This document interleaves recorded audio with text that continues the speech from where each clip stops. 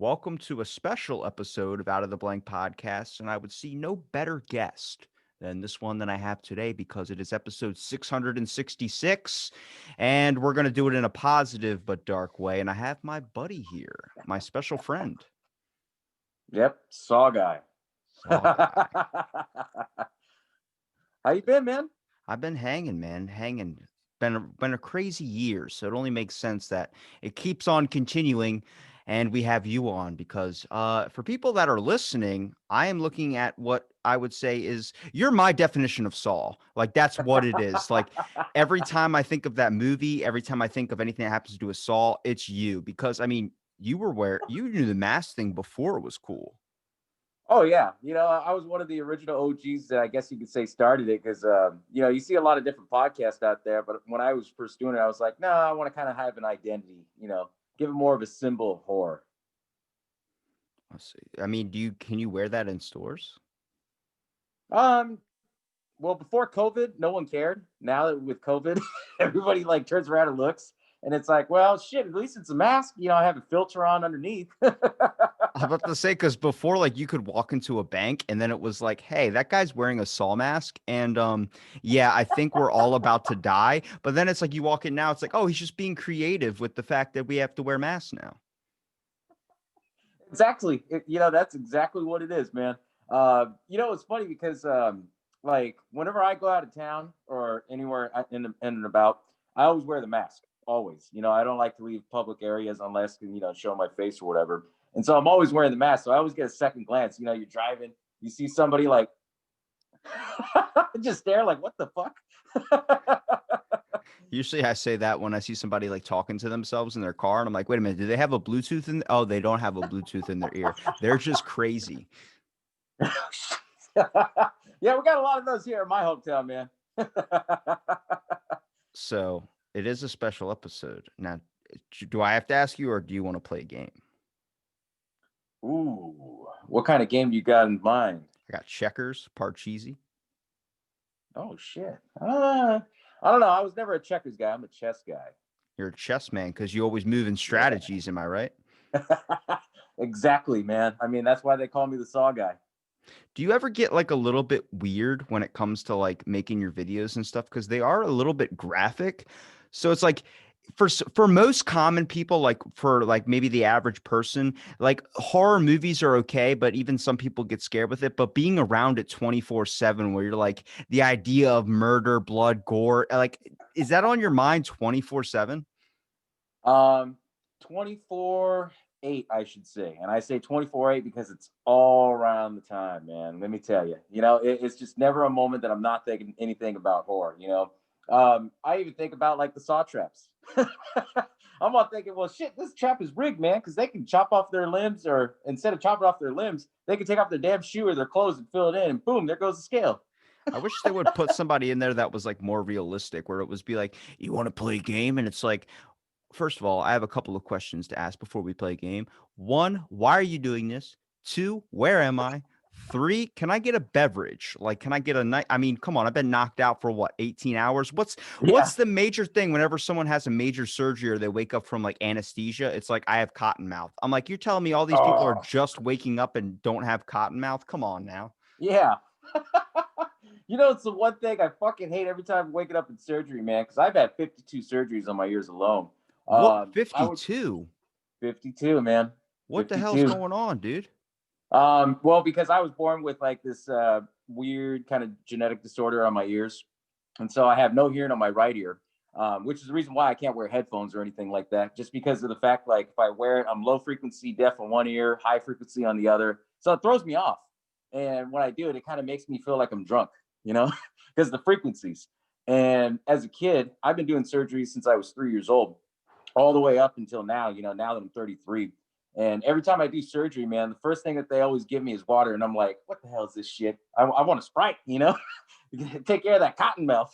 Yeah. Holy crap, 52 surgeries, man. It's still awkward like looking at you a little bit because you got the mask on and like I said, you're the actual representation to me, which is like the Saul thing. I'm like, I know we talked about it before when you were on your first episode because you're a past Mhm. guest, but like what I mean, it's Halloween for you 24/7. Oh, absolutely, man. It's the hard life, dude. So do you ever get those thoughts though, like when you're looking at somebody in the store? Like I get those thoughts of like sometimes somebody's really mean, and I'm like, man, if I Mhm. just took your head and hit it a couple against the counter a couple of times, do you have those thoughts? Come on. Well, I try not to think about it because that shit actually happens. When you see like the Karens in the store, they complain, and I'm just sitting there like, she's gonna trip over her damn heel. And what happens? She turns around, whoop, lands straight and eats shit, dude. Just because I mean, hey, it goes to that old saying like what Jigsaw always said: "Do unto others as others do unto you." Oh, that's deep. I was gonna go with like God works in small miracles. Karen trips and breaks her heel. Oh shit, that works too. That works too. So how like from the last time we talked with your Saw Guy podcast, for instance, what have you kind of been focusing on? What have you kind of been working on with it? What is the overall message you're really trying to send?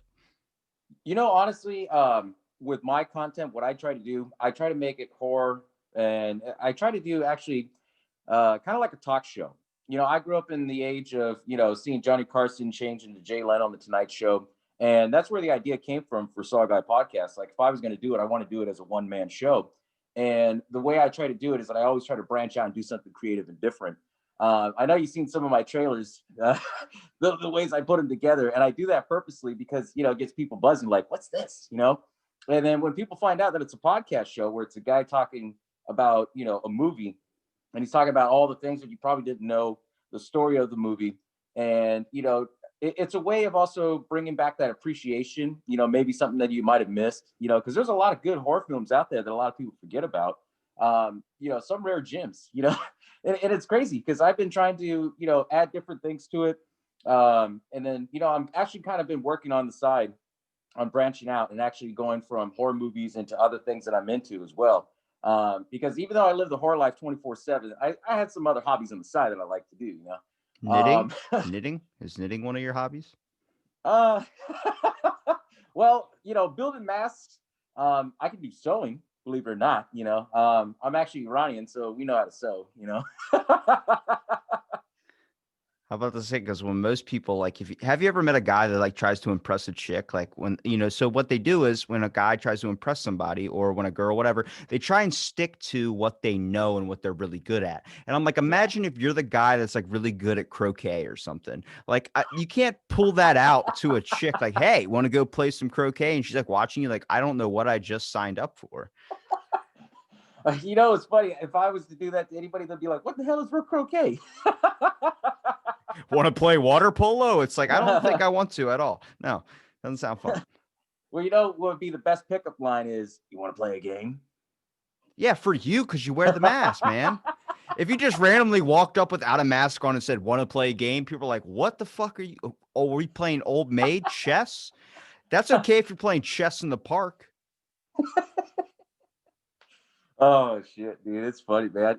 It's crazy too because I don't know if you've ever catched a few of the episodes recently, but I branched out on my most recent one because I was doing an episode on the movie Krampus, Yeah, and I saw and you like chopped up scenes from the movie, and then you had mhm. like the shotgun scene and everything like that. It was really well put together, dude. I really enjoyed it. Oh, thank you. I appreciate that, man. And the craziest thing about that episode is that Krampus had these helpers, and I figured, okay, I want to give some of my other masks love that I haven't used in a while. And, doing that, I had to dress up as an elf. And one of the struggling things that I had to deal with was actually freaking putting on tights for the first time. And these elf tights, I was like, oh, hell no, man. Like, my leg Wait, is you're huge. telling me Saw Guy doesn't wear tights in his free time? Come on now. Maybe on Halloween, but not all the time, So when I put them on, I was like, oh man, I hope this shit does not rip when I'm actually filming, dude. you know, and it's crazy because I have a lot of other masks, and I give them all different unique names. Like I have one that's like this, but I cut the mouth out and it's all gold and it has the Ouija. I call that my heritage mask because that's based on the Iranian culture with like the copper and everything like that. How it's like based off of like almost 300, like the Persian warriors. And when I did that, I was like, oh shit, I'm gonna put the horns on, kind of make it look like creepy, so they're all different. And I have like other characters. I don't know if you remember my other one that looks like a ventriloquist mask and it has the Yeah. full Ouija board on the head. I brought him back, and his trademark is that he always has his hands in his ear and like twisting around because he hears the voices in his head. So are these? So Oh wait, are these masks like kind of like multiple personalities? Like when you put them on, you get a different persona, like a different character that you can play. yep, That is absolutely. You hit, beautiful. yep. Because the whole aspect of SaWGuy, even though I'm a guy wearing a mask, SaWGuy actually stands for a symbol, and it stands for the symbol of appreciating horror and appreciating your life on it. Okay, okay. Yeah. And I know I'm talking. I know now. I'm gonna. If I butcher your name again, I'm trying to remember how I pronounced it the first time. It's Risa, right? Close. It's Reza. Reza Reza, Pierre. Reza. Yeah, because you were probably one of the weirdest episodes that I had. Not that you're weird, but the way I posted it, because I posted you, which is Mhm. Reza, and then I had somebody on the next episode, which was Ezra, which is your name backwards. And I'm like, Oh that was the shit. weirdest coincidence to have. Like, that's never happened in any of my episodes. So it was like, holy crap. Like, I didn't even notice it until like 10 episodes after I posted those two. So it was just strange. But it's like when you're doing the personas, for instance, now I know I'm talking to you right now. Mhm. What's this character's persona? Give me his personality. What is it? I want to hear it. This one is the closest one that's based towards the man behind the mask, Reza. And with this one, there's a reason why I have the swirls. One's on the downfall, one's on the upfall, because it simulates, the fact that I've had my downfalls and I've had my ups and downs in life. Um, I put the dummy, cheeks on the bottom because it's my way of saying, hey, I'm not a dummy. I see things.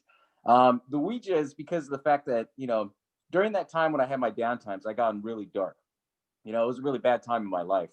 And the Ouija is kind of like a stamp, or I guess you could say kind of a branding as a way of of the time that I went dark. And, they say once you go dark and you come out of it, you're never the same. Well, Reza was never the same. He morphed into SaWGuy. Okay, I see. That's like Yeah. Mark of the Beast type stuff. Yeah. Now, even though that's how the mask, like that's some deep meaning for an expression on the mask, that kind of Mhm. gives us a little background behind it. But what's the personality trait behind him? Like, how would you act out this character that you're playing? With SaWGuy, he's very, I guess you could say he's very flashy.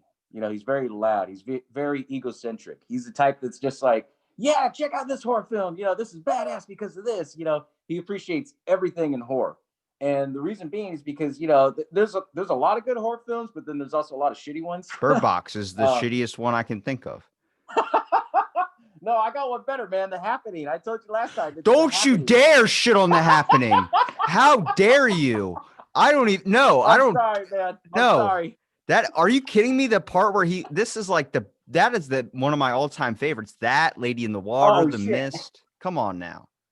Well, I'll give you credit. I like the story, but the way that they execute it was like, It's all fucking they Mark Wahlberg. That's why. You can have Marky Mark and the Funky Bunch Marky fucking. Mark. Then one Oh minute you shit. have a dude lying under a lawnmower and gets completely run over. That's the most. If I was going to look at like how we've kind of taken the world and turned it into this kind of like where basically, if you look at the world from where it was when it first started to where it is now, it could be a Mm-hmm. completely different thing. You would see this green, luscious, beautiful thing like back in the day. Now I look at it and I just see like smoke or smog coming out of the inside of it, and it's just slowly cracking away like a rotten tooth. So I'm like, that's the best possible thing I could see with Earth just being like, I'm done with all of you guys. And then the plants just start killing us.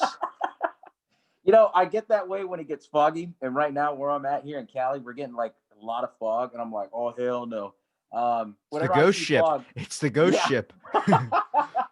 I either think of Ghost Ship, The Fog, or Silent Hill, and I'm like, if I start hearing fucking clicking, I'm running my ass in the house, dude. Like click, you know, I'm not even Obviously, gonna wait. this might even be a dumb question, but what horror movie would you want to live in if you wanted it to be a reality? Honestly, that's the easiest question. It have to be in the Saw universe. I See, a would lot love of to people be. don't like Saw. Saw gets a lot of rap because everyone says that it's all about torture porn or this or that. But every trap has a single meaning behind it. I'm actually working on my next episode for year 4. Celebrating 4 years of SaWGuy podcast, and I'm going to announce soon that I'm going to do Saw 3. And the reason why I wanted to do Saw 3 because it follows a guy who lost his son from a drunk driver. The only witness takes off, and the driver gets away, and the judge lets him off with like a slap on the wrist. So Jigsaw tests him and says, okay, well, you want to go through all this. This is what your vengeance, has taught you. You lost your wife, you're neglecting your other child. Here's these people, they're stuck in a trap. You either choose to save them or you can let them die based on your vengeance, and the whole movie follows that whole aspect of it. And I believe, like with every Saw film, you learn something from it.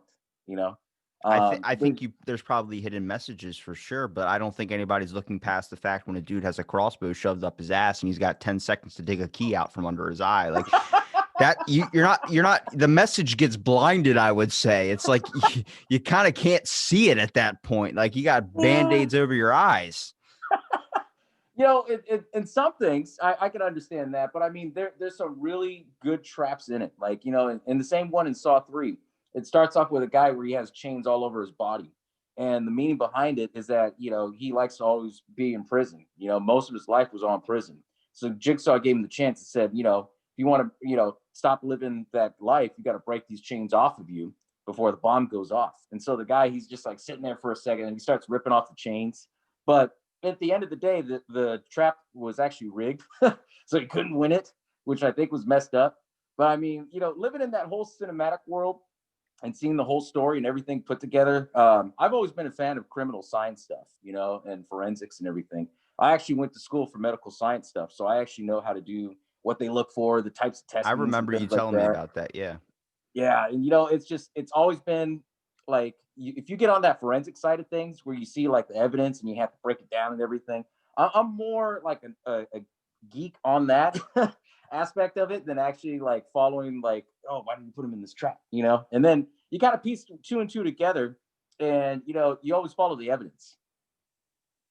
See, when I look at the Saw movies, I've seen a couple of them. I mean, that's probably like, I like to watch those types of stuff, even though it is kind of like, oh my God, that person just had to chop their own leg off. And then it's the wrong leg or something. And you're like, oh shit. But it's like, imagine being placed in a scenario like that. Like, I mean, just from watching the movies and kind of adopting the personality. And I mean, you even mentioned with the mask thing, for instance, you have a lot of deep meanings that go in behind of why it is creative the way it is. I mean, it's unique and it's supposed to really resemble a piece of yourself.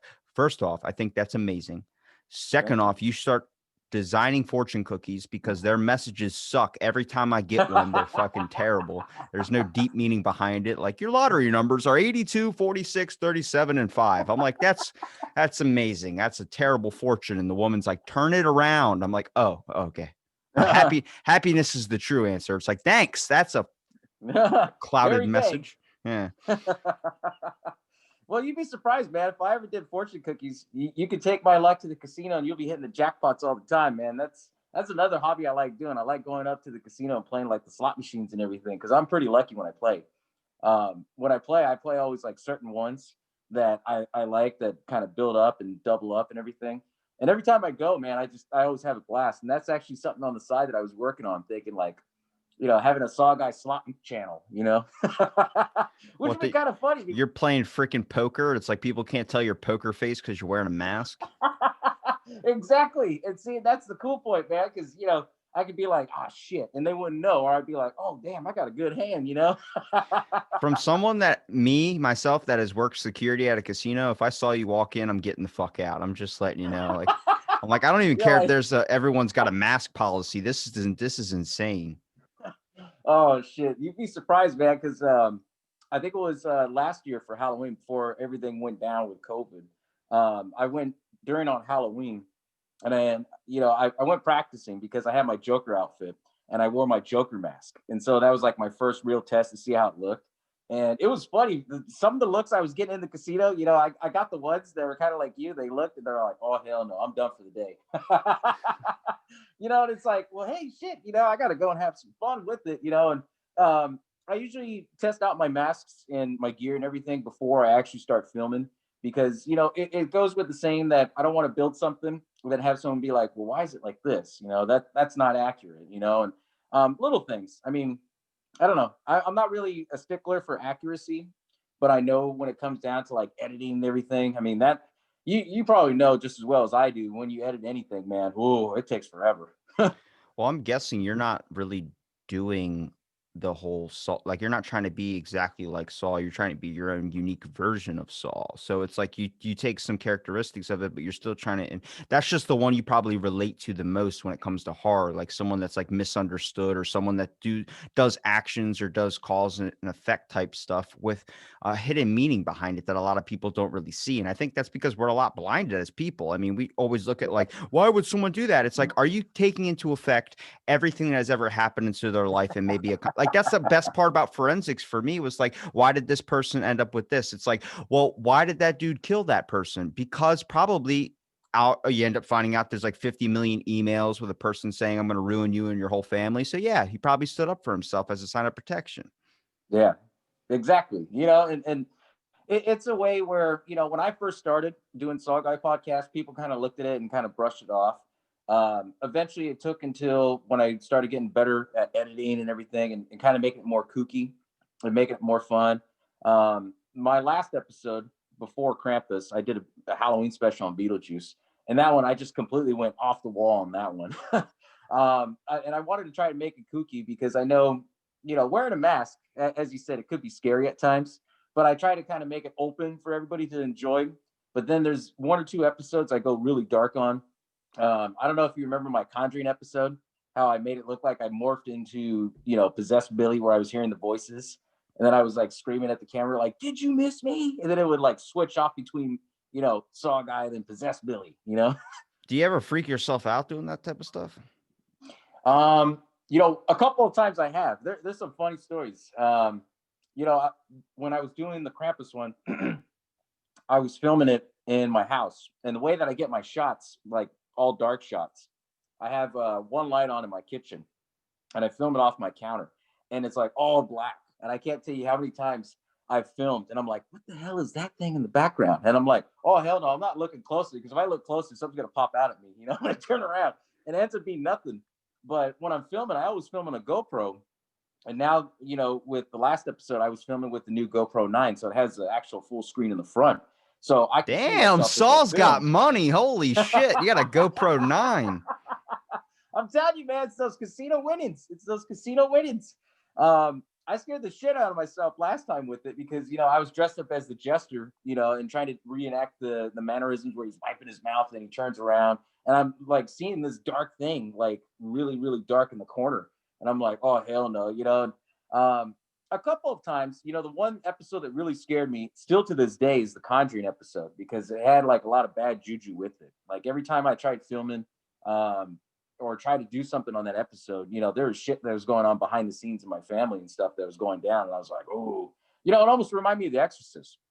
But then when I broke away from that and started doing a little bit more kooky films, you know, things got better. But I know I've had my fair share of it. Yeah, for sure. I got another funny story. When I was filming the Your Next episode, and it was one of those trailer announcements that I did on Mask. The guy, he looks at the window and sees Your Next and freaks out. And so I had to film it like so many times to get the right screen. Somebody in my neighborhood, they called the cops. And so I was wearing nothing but a towel because in the movie, that's all the guy was wearing. And my house was a mess because I had you know, a real machete and a real axe that I used, and I covered it with fake blood, and I'm covered in blood. And I'm hearing this sound, boom, boom, boom, boom, boom, at my door. I opened the door, and it was the cops because I didn't even see. And then they, you know, draw out their guns, show us your hands. I'm like, no, I'm filming for a YouTube channel. You know, Holy there's some shit, crazy man. shit. Yeah. You know, it was funny because, you know, they had to come in, they had to see everything and see that I was legit. And they were like, oh, okay, you know, why the hell are you doing this? You know, because it was like at 4 a.m. when I was If I was filming the it. cop, I'd be like, all right, psychopath. Yeah. You know, the crazy thing is, too, when you walk in my house, it's not your normal, typical cozy house or anything. You know, I have like crazy shit. I have Ouija boards all over my walls. I have all my masks displayed. Bunch of other horror different props, like old school ones. It's kind of like almost a horror museum in my house. And so when they came in, they kind of looked around like, what the hell, you know? I thought I was gonna get arrested that day, man. God forbid you end up dying in your house and I'm the paramedic that has to come in and I'm looking around like, Jesus, like he's got blood all over the walls and chains hanging from the ceiling. And I come in and I see you just lying on the floor. I'm like, oh, he's wearing the saw mask. I'm like, oh, that makes sense that the house is like this. He could have been batshit crazy. Oh shit! And then you see all the tattoos on me, all the crazy saw tattoos. The puzzle piece already ripped out on my skin. Holy crap, man. I mean, it makes me think though, because you mentioned like your neighbors called the cops. I was at the dentist and I was sitting there and there's an apartment complex right next to the dentistry. And I'm like, imagine if you really think about it, these people that are inside their homes right now, like imagine you're eating and then it just comes to realization like, oh my God, there's this building right beside me, right outside my window where people are getting teeth ripped out of their fucking head. Like, what neighborhood did I buy into? Like, it's just that whole entire like it really kind of put a perspective in my head. I'm like, that is just the strangest thing to think about if you start pondering it. Oh yeah, dude. Especially if you live near a hospital or whatever. Over here where I live, there's like two hospitals nearby me. There's a couple of dentist offices and things like that. But it's crazy because where I'm at, we have a main strip road, and I hear nothing but sirens back and forth, and I'm like, oh shit. And you can tell the difference between the sirens, like oh shit, get out of the way. It's really emergency because they do the, But I mean, it's so surreal to think that too. You think that you live nearby a hospital where especially where everything's going on. You don't even know like what the hell's going on. And it makes me think like shit. If I ever walk down to my house like at 3 in the morning, I swear if I see like this white ghastly thing moving around, there's no fog. Fuck that, dude. you know. Now, with kind of diving into it a little bit though, like with when you're focusing and you're kind of putting yourself in these scenarios, like kind of your whole life is kind of structured horror. So, do you get any ideas like with Saul's traps and stuff? They all have hidden meanings behind them. What do you get? What comes to your mind? Like if you could put me in a scenario, like we're gonna make a Saul guy scenario right now. If you could play a game with me, how would you start it off? Like go into it. I would put you in a dark room and I take away your number one aspect, which is your charisma to talk. So I would sew up your mouth, right? That's fucking horrible. That is terrible. Oh my God. I Hey, don't you I don't asked, know right? sign language. I can't do that. That's Oh terrible. shit! I mean, Don't you have that's any how other I would do redeeming it. qualities of mine that you could take away, like my inability to love or something? I don't know. Well, when I think of like saw traps, they got to be meaningful in a way. They got to be tied into something. And the fact that I see from knowing you for a while now, like you got a lot of good charisma and a lot of good charm. You can talk well. That'd be one of your best aspects. I take away first and make you work for it. Secretly, I'm an asshole. I'm just thinking of like, wait a minute, hold on a second. I'm gonna wake up with my mouth sewed shut. There's no worse feeling. I one time when I was a kid had pink eye. And nobody told me that you can't rub it and then like put it into your other eye. Like, I would Oh, scratch my eyes a lot when I was a kid. And because just not sleeping, you got sleep in your eyes. Because I remember yeah. I fell asleep and woke up and it spread to my other eye, and I could not open up my eyes. It was like they were cemented shut. So I'm sitting there trying to as hard as Oh, I can to open up my eyelids, and they're just sealed shut. And I had to get someone to get water and start rubbing it off. I mean, I was little, so I was freaking out. I was like, imagine you can't open up your mouth. Like, cause it's yeah. so shut. Just waking up to that feeling of like, it's like this. That's not even. That's not. You said that had a hidden meaning behind it. That's not a hidden meaning. That's fucking sadistic as hell. Well, it goes with the old saying, and the way I think about it with you is that hear no evil, see no evil, speak no evil. I would play off of that. Can you? Well, all right. What happens if I learn sign language? You have to Then chop off my hands. no, you don't have to necessarily do that. Depends on what dialect of sign language you're talking, because I'm fluent in sign language, and I can tell you you need to use all your fingers. What I would do is actually sew your fingers together. My fucking flipper boy. Like that's Be lobster terrible. boy, man, like this. Okay, so I'm waking up and then you would sew my mouth shut. Now, what's the point? Like, are you making it like so there is no really escape, but there's a possibility that I might think there might be, or what do I have to do to free myself? You have to try and sing certain notes. But with my mouth sewed shut, Hmm. how the hell would I do that? You have to try and rip it out. Can I just hum it? Like, when you got a song stuck in your head, and you It's just got kind to of be. lull it. It's got to read through a decibel reader. Whoa. Do you give me any tools to rip it out, or do I have to try and just forcibly rip it out? Nope, you got to forcibly rip it out. Are you gonna at least talk to me through it? Like, come on now. Like, if I'm ripping up these stitches, you're like, you have. Are you putting me on a time limit? Because I'm pretty sure I could do it if I don't have a time limit. I would give you 5 minute time limit. That's fucking horrible. How many That's stitches enough do I time to wake have? up. That's enough time to listen to the actual like message of everything, and that's enough time for you to kind of examine everything. And then as soon as you get up, all of a sudden the stitches would snap shut, and then that's it starts a timer. Okay, I'm about to say you can't just play the video and everything like a 5 minute video, and I'm watching it, and I'm like, wait, you had 5 minutes? Time's up already. It's like I was watching the freaking intro. It's like, have you ever played laser tag and they give you that like 20-minute like video tutorial of like, this is how laser tag works? I'm like, dude, where do you think we're at right now? I'm at a fucking Oh Dave and shit. Buster's playing laser tag. I don't need a 20-minute video to tell me how to play laser tag. You shoot the targets on the person's chest and you play the game. Dude, the instructional like videos are longer than the actual like game of laser tag, dude. Yeah. It's like there's a person sitting in there with a notepad just writing everything down. I'm like, what are you writing down? How difficult is it to play laser tag? And he's like, just you wait, just you wait, just you wait. I'm like, what do you wait for what? They're like, don't point at the eyes. Make sure you do this. No running, no jumping. Like, oh god, we all know this shit already. And then you what you do is you turn sideways. So when people are shooting at you, they can't hit the targets unless they're coming at you from an angle. Oh shit. I never thought about that. I remember one day, like I got in one of those adventure passes at like this adventure park, and I rode Mhm. this one roller coaster like 96 times in a row. It was called the Crazy Mouse, where it, like does spins while you're moving on the track. It does rotating and stuff like a gyro. So Oh shit. my grandma just sat on the park bench and just watched me go on that thing like 96 times. I just kept, there was no line. I just kept going and going and going and going. I was like the only one at this part. And the dude's like, all right, going again. And then I remember I played laser tag after that for like a good 3 hours. Like my grandmom sat there so patiently, just like in the food court, just like on her phone or something. She's like, "You having a good time?" I'm like, "Yeah." And I remember I kept playing laser tag where I was at like I was a pro, dude, turning sideways. You know, people were like, "What the hell? I can't get them." I'm like, "Top score, top score, top score."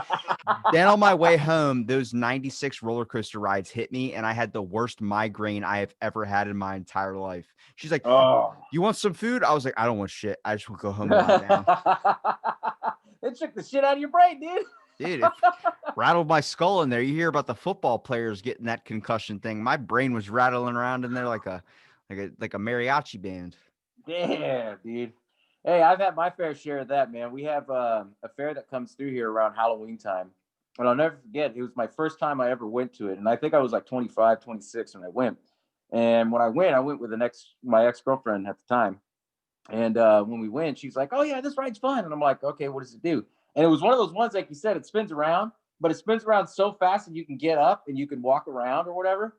And like, I try to be the cool guy and do it. Like, oh yeah, I get up, and then I was able to move around. But once I got off, like an hour later, I was like, "Oh man, what the hell happened?" It felt like I had drank like a bottle of Jack, dude. Like I was fucked up.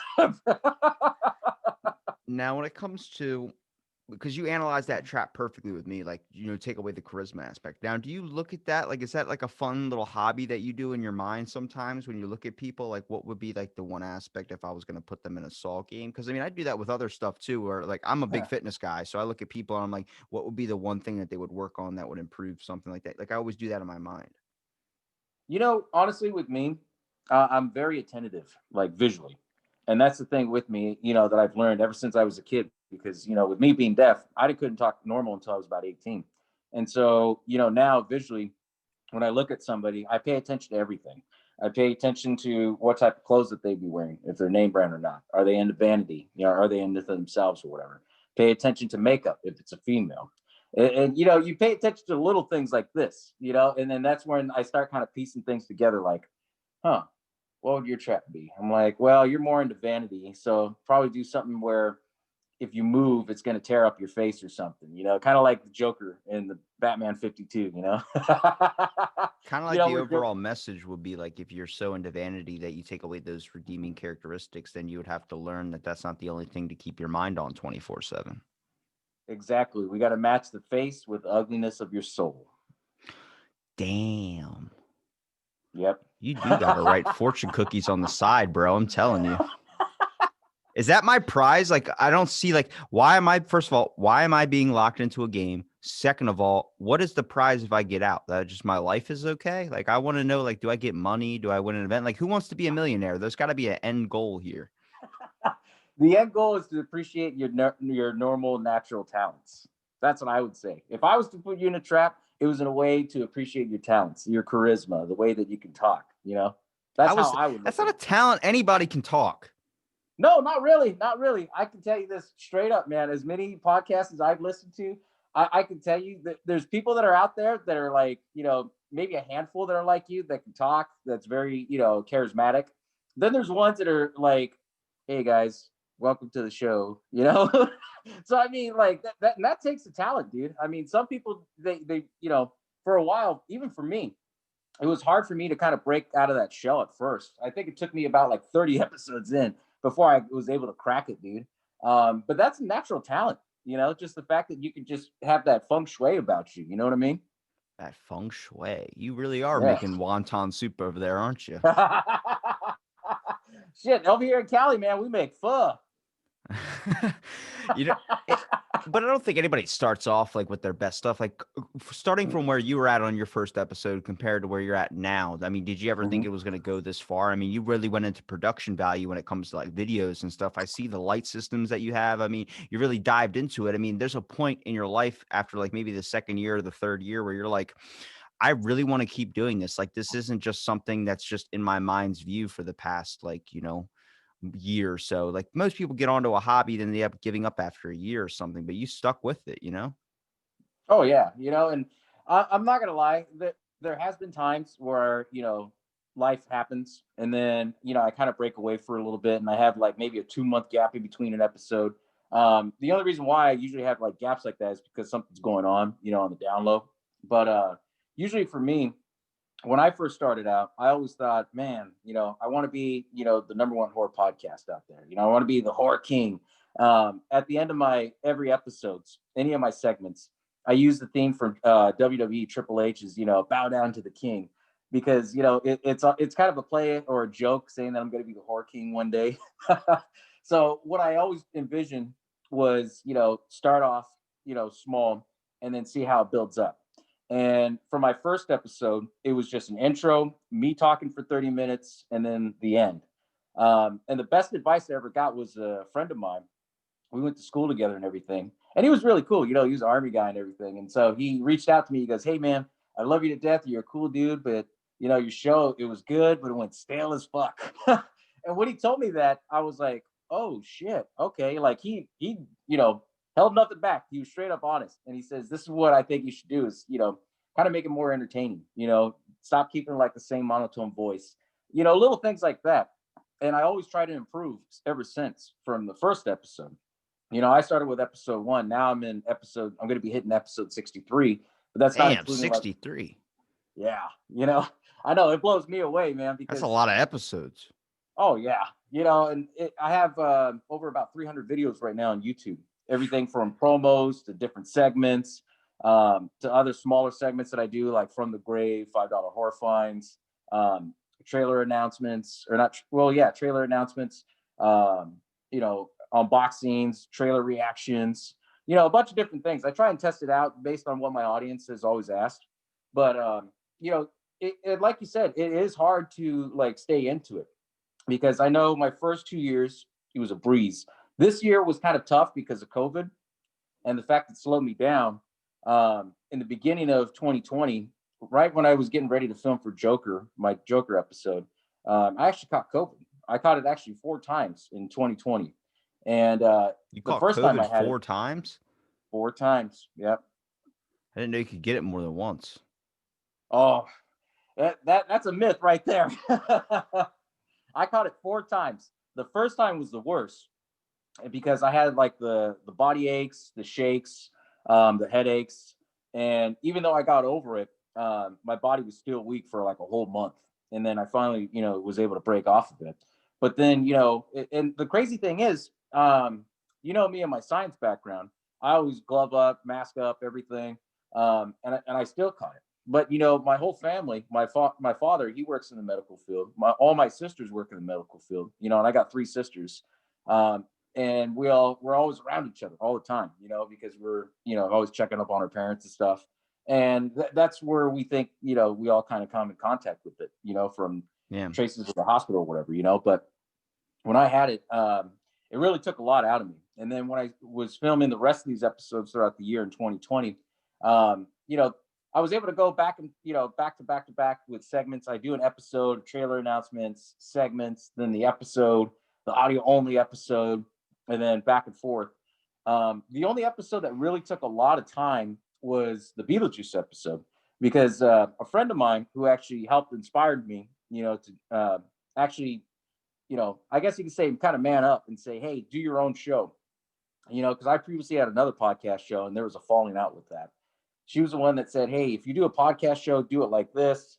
And I guarantee you people will watch. And, See, I that's the always issue, remember though. that. That's the issue is when you stop being who you are and you stop enjoying. And I've been giving advice to. I've given advice to so many people that are podcasters that are starting out their show, wanting help, and I just Mhm. tell them like, you're gonna listen to me, but you're not really going to. You're gonna end up finding out on Yeah. your own that if you like don't love doing the way you're doing it. Like it was the biggest decider for me on my first episode was, do I want to do it like you're on a radio show? Do I want to do it where I have specific questions? Do I want to do this? I'm like, no, I'm like, I just want to be me and ask what I want to ask and also get into a conversation and see where it goes because I don't feel tasked by it. Yeah. I don't every time I'm going through an episode or I like I have to, oh my god, you see all these people complain about making a 5-minute episode for their show or something. I'm like, bro, you wouldn't complain if you love doing it. That means you built the wrong listen and following. You know what I mean? Yeah, exactly. It's crazy because I love your content, man. Like the first time you reached out to me for the first episode I guest starred on, and you kind of described to me how you put your content together. I was like, holy shit, that's genius. I freaking love it, dude. And I've been hooked. I catch up all your episodes whenever I can, man. Like, because I really do enjoy your content. And it's like you said, everybody, you got to go through your own path to kind of discover yourself in it. Because I mean, with me, I knew how to do the audio aspect of it, but when it came down to video, like editing, little by little, I had to learn. I would have my whole background in my garage where you see all my horror collections and stuff. And eventually I kind of broke away and said, okay, I'm gonna do a green screen. And then that's when I kind of figured out, oh, I can mess with different colors instead of just green. You could do blue screen, you could do red screen, and then you can do like various different things.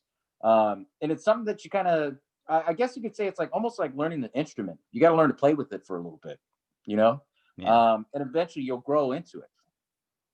Yeah. I think, I really like the deep message you kind of send, especially your thoughts when it comes to the mass situation, when it comes to like how the games are designed based on like moral flaws and stuff. Because I believe Mhm. this world, especially if you start to notice, and I think the one gift that me and you probably both share is the aspect of, I think, from time spent in isolation, not 2020, but just life kind of being that kind of side person or being that person that kind of spends most of their time like a hermit, a little bit alone, kind of dealing with their thoughts, even though they kind of want to be part of the group.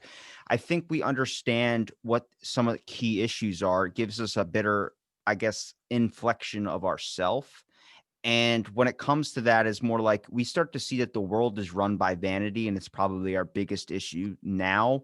Everything is comparisons, everything is looks, and it's very, very hard to take people away from that. And sometimes it is as drastic as sewing somebody's mouth shut or taping their asshole shut. You have to go to these lengths for people to realize that it's all just kind of bullshit, and you need to find yourself. And a lot of people can't do that because they're so clouded with all these different influences.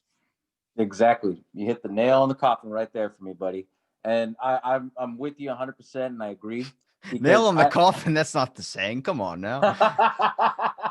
well, I'm a little morbid here and there, but I actually I 100% agree with you, man, because I mean it's the actual truth. Um, there's so much crazy shit out there in the world. People really don't stop and actually think about things. And if you're the type of person like how we are, where we kind of spend some time alone, or I guess you could say you could use the term the outsiders. If you've ever been around that, I mean, you can understand things. You're more in tune with yourself because you know your own thoughts. You know what you can be creative. You know your limits of doing this and doing that. And I think that's one of the missing elements that people really don't have now these days. And I say that like on a good note because I mean everybody can go and find themselves. It's just a matter of they choose to take that path. Yeah. Yeah. I think there's a perspective when you start looking at like what's the biggest obstacle in my life, and people look at like this person's definitely my enemy, this person's my enemy. It's like no, really the true enemy is yourself, because that's the one we stay away from 24/7. We never want to look inside of ourselves, and that's why a lot of people that do that, they have like this overall intellectual thing of like I understand now. It's like they don't have the answer, but it's the start. It's the stepping stone of scratching off this layer of dirt that we have, which is like looking inside of yourself. It's the scariest fucking thing to find out what the hell you want to do and what you want to be. That's why when you, like, for instance, your show, Mhm. 63, you said 63 episodes. Yep. So that's something and you've been doing it 4 years. So it's like you're enjoying doing that, which is, that's who you are. That's who this personality, this whatever SaWGuy is you. And that's the important of why I love it so much, is the fact of like, you don't really give a shit if it gets, obviously it'd be nice to have a million views, but at the same time, you're not doing it on the aspect of I want to be famous. You're doing it because you enjoy making the content. You love doing it, and seeing people with a passion like that is why I think like there is hope in the world, but we're so clouded with a lot of this stuff where I'm like, we need to find a way to break down that essentialness or whatever we consider essential and look at deep inside of us to find what is really true. Exactly. Exactly. And you know me better than anybody. I really don't do all this for the views. And like you said too, it'd be nice to get a million views, but I'm not gonna hold my breath on it because I mean, like certain content, like my last episode, my Krampus episode, I put in a lot of work visually and everything for the actual video portion, and then I do an audio only version, so that way you can listen to it while you're driving in the car. The audio version has a lot more views than the regular version, and it does get frustrating sometimes. And I'm thinking, okay, well, that tells me that I did very good at like how I presented it. I'm actually pretty good at talking on that. And I always use whatever I think is that isn't successful. I use it as like food for thought. It's like, okay, well, I'll go back to the drawing board, kind of mess with this a little bit. Maybe don't use so much effects here, and kind of, you learn from it, and at the end of the day, like you said, I personally only do this because of the passion. I don't do anything to get the views. I'm 100% non-monetized. Like almost, I guess you could say, like 30% of my videos they gotten flagged on YouTube because I use like copyright material. But I mean, it's like clips of songs, clips of movies, scenes of movies. That's where they get me on. But at the end of the day, I don't fight it because it's like, I want people to see my vision of why this film should be appreciated, or like this content should be appreciated. If you appreciate, the horror aspect or live in the horror life, um, you would actually appreciate it. You know what I mean? Yeah. Now Yeah. you're strictly on YouTube, right? Or are you on different platforms? No, I wanted to branch out actually into Pandora and maybe do something different. I went through the whole aspects of actually applying and stuff like that, and it didn't work out too well. So I try to stick to YouTube because YouTube is the biggest platform out there. Everybody has YouTube on everything: TVs, phones. Shit, Nintendo Wii's have it. No. So I try to make myself accessible as best I can. And I'm all over on social media, the main ones. I know they have like small sites like Libsyn. They have Apple iTunes and stuff like that. And I personally like those, but I mean, just you're kind of shrinking your audience when you go like into smaller ones like that. And the thing for me is that I'm a one man army, so I do everything myself: the editing, the filming, all of that stuff. I know if I was to get into it, I would probably need like maybe a backup or something to do it Well, because I it's know, hard because those platforms don't have video quality to them. So then you would yeah, kind of lose the aspect of being Saw Guy because people wouldn't be able to tell. But what you could do is start a series, still part of Saw Guy podcast, but a little branch off series to do for the audio only listeners, where you play your characters' voices. You do these things, but you design them specifically knowing that nobody's going to see you. So then you have to create oh, multiple scenarios. Like if I explain to you the movie Would You Rather, like, oh, this, you have to either blow an M80 off in your hand or you have to do this type of thing. If you start kind of describing or creating scenarios where you could put it into like an audio form so where people could listen to it and be like, oh, they can still get the same effect without having the visuals. Oh, that's smart. I didn't even think about that. Because I mean, your whole thing, like SaWGuy podcast, it's the whole. Also, the thing with it, besides you, is the fact of the face mask. They see this and they see the crazy, awesome effects with the videos. I mean, when you were doing the Krampus one, was that dog? Was that your dog? No, that was actually from the movie. I'm about to say, are you lighting fires in your own fucking house? Like, your No, insurance no, no, agent's got to no. be pissed. Believe it or not, that was actually my parents' house where I filmed it. But I did create a big ass mess. I knocked over my mom's Christmas tree like twice, like coming out as Krampus, like dressed all up and shit. Because it was hard to move in the costume. So I go and try to grab the tree and the whole shit falls down.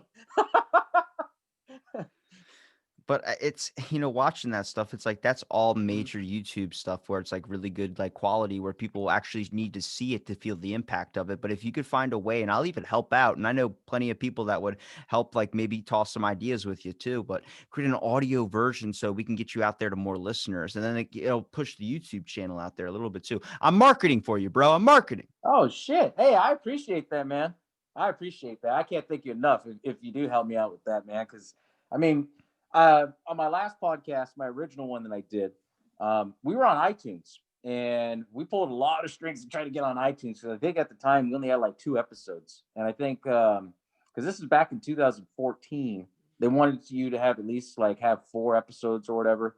I know what I've done with my audio only versions, with my computer setup, I can take out, the video aspect and make it just all audio. I have a few that I kind of play with that I sent in, to Pandora. And when they came back on me with it, they're like, it's different content, and that for me, I always tell everybody I'm a little bit different than the normal horror podcast because A little bit different. I fucking love that. I'm not everyone's cup of tea. I really am not. Because when you talk about like regular horror podcasting, and this is where I see a lot, even from the big, well-known ones. I don't want to give any names or anything, but they'll do something like this movie versus this movie, and they really break it down in between. But it's like, well, why is there like an A versus a B? Like, where's the passion between the two? Like, what makes you like A better than B? There's no aspect of that. And that's what I try to present, which is a little bit different than most people really do. And that's where I think a lot of like the big companies like iTunes and Pandora and all these other places, Libsyn, that's where they kind of look at my content like, because it doesn't fit that type, you know what I mean? Yeah, Or that topic or category. There's not very a lot of specifics when it comes to like when you toss in horror podcast or horror thing, it always is analyzing movies and stuff. Like they think they just started, they're doing a push now, a vote to add paranormal to the podcasting section. But it's like, can we yeah. get any more niche than paranormal? Because that's just like ghost stories and stuff. Like we can get something like UFOs or aliens. Like people just want to listen to stuff about aliens, especially with the fear of Yeah. it coming down. You're gonna be the guy I want to represent us if the aliens come. I'm gonna be like Burt Gummer off of Tremors, man. Be ready to go. I was like, first of all, we need to get someone that's gonna freak the hell out of the aliens and be like, all right, these guys are insane. They're wearing masks of other people on their face. I if that ever happens, I can't decide if I want to do Juice Demon or Beetlejuice character, like the mask that I had, or if I want to go full on and just go with the demon or the devil look. I don't know if you've seen the demon look, where I'm all like I paint everything on my whole body where it's all red, and I Okay, wear I've seen my that one. I've seen that one. yeah, How about that's the one that's always creeped people out because it moves with my face. I must say we have to go with the old warrior mentality of like we need to pick our strongest or most scared or most strong looking person to meet these group of people just on the aspect of like we want them to know like hey, we're kind of a little bit fucking nuts. Man, give me 2 minutes with them, telling them about how I put them in a trap. They'll be running. Take away their probe gum, what are you going to be able to do to an alien? Hey, reverse probe, man. They can go put a probe up our ass. We put a probe up their ass. That's a military strategy. That's immediately you said that I think of America where it's like, what, they went to the moon, we're gonna go to the moon. I'm like, all right. uh, it's funny that you bring that up, man, because I was actually watching South Park a little bit ago, and I was watching that first episode where Cartman got the probe up his butt. Oh shit. Oh man, dude, it's been awesome having you on, especially for the special episode 666, dude. Where can people find you? You want to give them your links, your Twitter, your Instagram, everything? Yeah, absolutely. You guys can find me on YouTube as the SaWGuy Podcast or SaWGuy Podcast. On Twitter, I'm listed as the only SaWGuy, or you can type in SaWGuy Podcast. I'll pop up that way. Instagram is just SaWGuy Podcast. Facebook is the SaWGuy Podcast. I'm on all the big major social media sites. The best one you can normally find me on is usually Instagram and Facebook. I like to use those. Twitter's for sure, absolutely. And the main one is going to be YouTube, where you can watch all the content. Every now and then, if I don't have a full episode, you'll see that content pop up either on Instagram or also on YouTube as well, or not YouTube, Facebook. And I'll have it on there so that way you guys get a sneak peek of what to expect. And if you're brave enough to come down to YouTube and catch up all the content, you can come on down to YouTube and leave a subscription. Don't hesitate, people, Yep. because you only got 5 minutes, right? That's the whole thing. Is the game only lasts 5 minutes? 5 minutes. And you already used up four. Oh, clock's a ticking.